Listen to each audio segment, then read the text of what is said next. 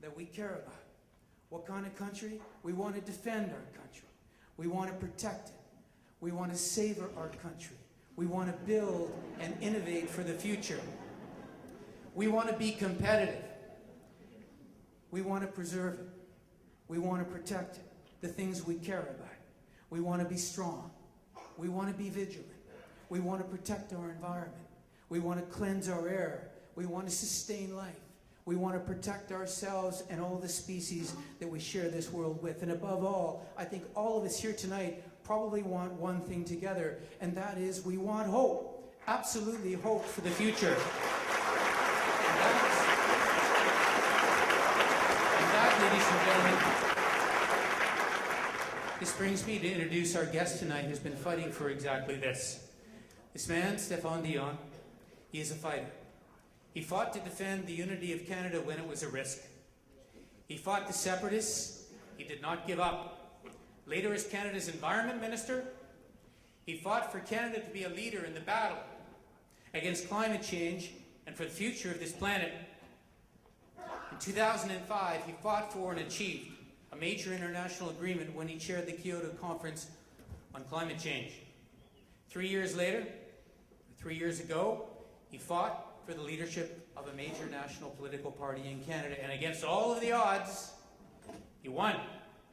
Today, he continues his fight based on passion and commitment, and I know this, as do my colleagues, not just for the environment, the planet, but for the economy, jobs, for our families. This man, I must say personally, welcomed me when Stephen Harper threw me out. And you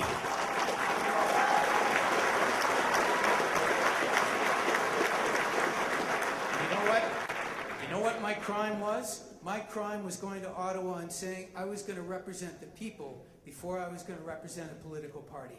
And that, for Mr. Harper, was not a good matter. So, our guest understands this country does not belong to the politicians or the leaders.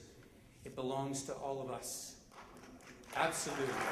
So, ladies and gentlemen, I would like you to welcome to Halton, after a brief musical interlude.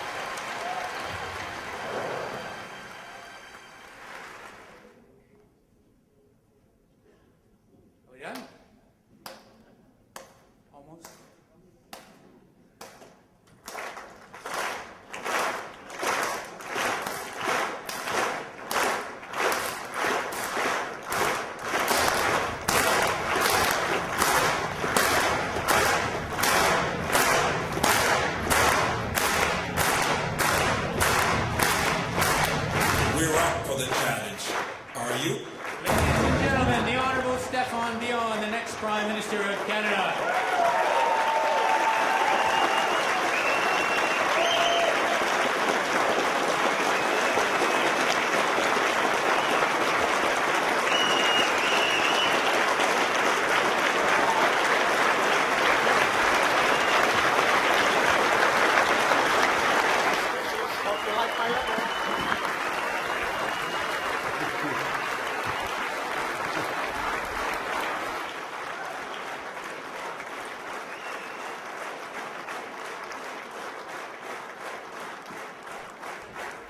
Thank you, Garth.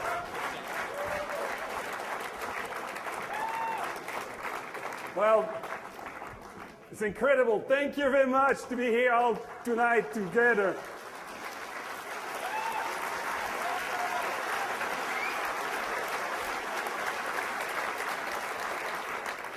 let me start in asking a question. I have this right because you will ask a lot of questions, and I will give the answer anyway. Why are we so numerous tonight here in Oakville? The first reason is because it's impossible to say no to Garth Turner.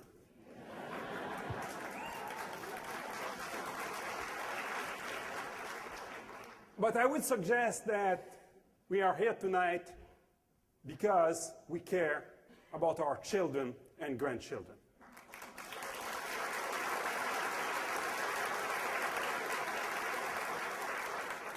Because we don't want to be the first generation of Canadians who would pass on to the next generation a quality of life that would go down instead of up. Our parents and grandparents and the generations before always improved the quality of life. We need to do the same for the next generations. It's why we are here tonight.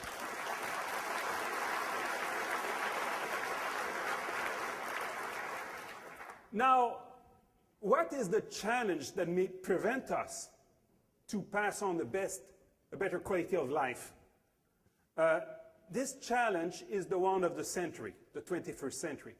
And it is nothing less than to reconcile the people and the planet.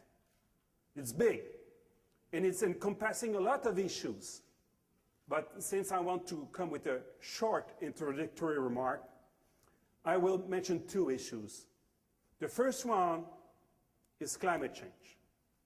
The fact that we are changing the climate of our planet to a point that is putting at risk a lot of the life as we know it on Earth. This will affect us. It is affecting us already. A recent report, for example, of Health Canada, released by the current government a Friday evening to be sure that nobody noticed, said that it will affect our health. Climate change will make natural disasters more frequent, will be tough on our infrastructure, will make them less safe. So we'll have more injuries and more stress. This will be the effect of climate change. Now, this problem of climate change is linked also to another problem, the cost of fossil fuels. In the industrial world has been possible because the cost of energy always went down. And this is starting to change. The cost of energy as we use it today will grow. We have seen that recently in a spectacular way. But it's very likely that in 10 to 20 years from now, when we'll look at the cost of fossil fuels, that means petroleum, diesel,